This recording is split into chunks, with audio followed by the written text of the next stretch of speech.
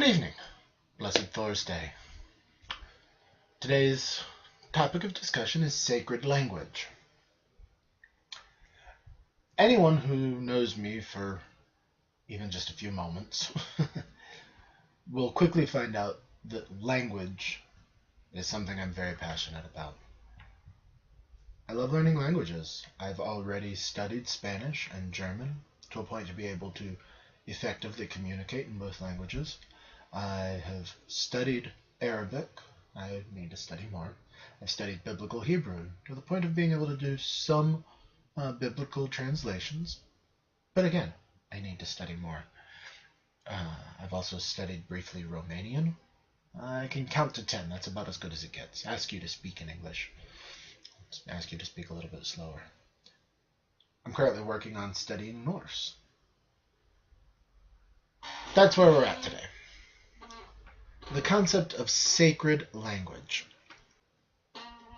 What is it? Why do we need it? Do we really have to have it? That's what I'm going to look at. Discuss with you. So what is it? Sacred language. A language that the community has deemed important to its spiritual basis. Specifically used for religious purposes,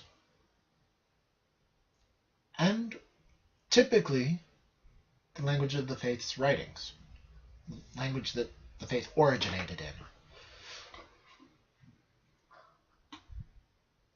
For example, Judaism, sacred language would be Hebrew. Islam, Arabic. Christianity, things get a little tricky because some of the texts are written in Greek, some are in Latin, some are in Aramaic, some are in Hebrew.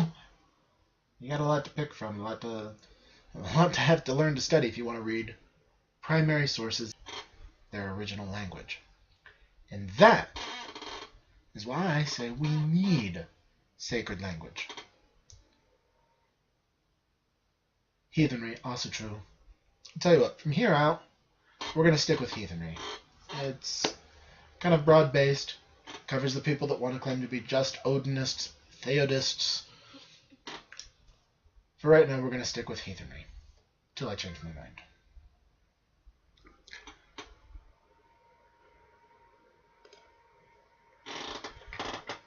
For heathens, our primary sources, the Poetic Edda, the Prose Edda, and the sagas.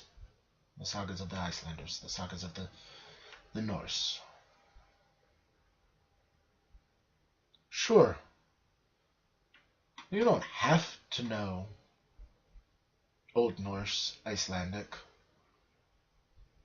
or even Swedish to be able to get your hand on a copy of the text, read it, pick out what you need to be able to go about your daily life, and be on your way. But you're relying on someone else's translation. Those texts were not originally written in English. And even if they were, they would have been written in what we now consider Old English, and you'd still need a translation to be able to read it. That being said, the point of a sacred language. Point 1 is so that you yourself can access the texts in their original language and see what they mean to you without having to rely on someone else's translation. Prime example. When you're done watching this video, if you hop on over to The Lady of the Labyrinth, I'll include her link either on the video or in the description down below, but she has a video series called The Seed of Yggdrasil. It's a very informative and entertaining series to watch. And she discusses the fact that the Old Norse knew and understood metaphor and figurative speech. Moreover, the language that they used, the words that they chose, had very specific meanings. If you watch the very, very first video in her Seeds of Yggdrasil series, she talks about the fact that Ymir, something we've all come to know and recognize as the name of the first giant. This is true. On a very literal textual interpretation, Ymir refers to the first giant. But what Maria points out is that to the Old Norse, the word Ymir meant great wave. This is something that we don't get in most English translations. You read the Voluspa, and it talks about Ymir. It doesn't talk about a great wave, it talks about Ymir. So most of us have no idea that that name means something. Words are a very powerful thing. Names are very powerful things. Without understanding the language, we're missing out on key elements that could open up a whole new world of understanding. That's part one. Part two. Many people suggest that a sacred language would be necessary to take your brain and alert you that you're doing something sacred. Ritual clothing alerts your brain that you're stepping into sacred space. Ritual incense, particular music, helps trigger your brain to realize that you're working on something sacred. Similarly, people will argue with you that a sacred language, doing your ritual or reading your texts or working with your texts, telling stories in that original language, in that sacred language, helps trigger your brain.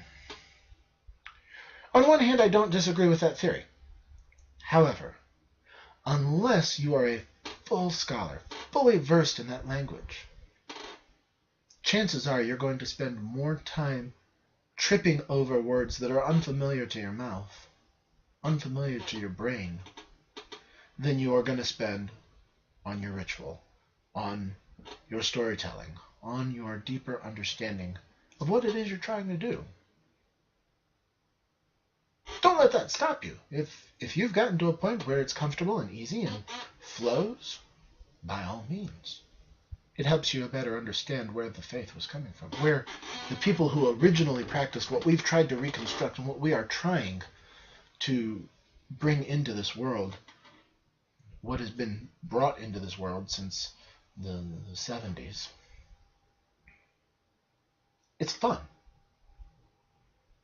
It's a way to connect with your ancestors. Part of what our faith's all about. Now, the big question, the big kahuna here. Do we really need a sacred language?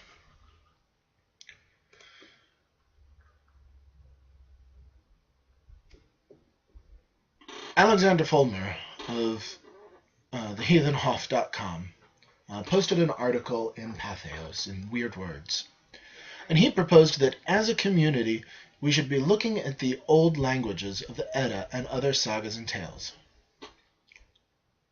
I can't begin to agree more with his standpoint.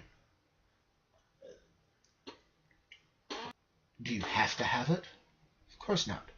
You can walk down to Barnes & Noble's, Books A Million, go on to Amazon.com, and buy the books in English translations that are perfectly easy to access, easy to understand,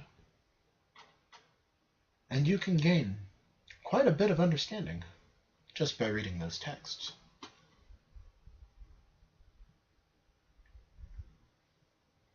But if, like me, you are more inclined to do the research yourself, sure, read other people's translations, see where they were coming from, learn the language, Find the original texts and translate them yourself and see what you come up with. And then, once you've come up with your translation, compare it to other people's. See where people are differing. See which word could be translated a couple of different ways, and see where people have translated it differently. And then meditate, think, discuss why they chose that particular usage of the word. If nothing else, it's a fun discussion topic.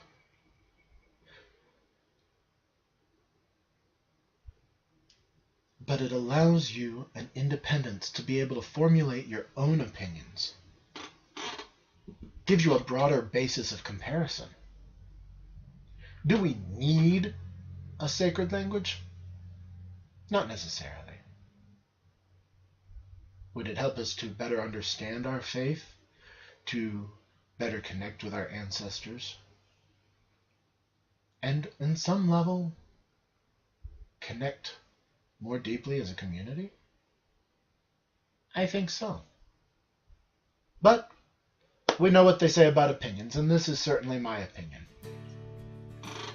Hope you have a wonderful evening.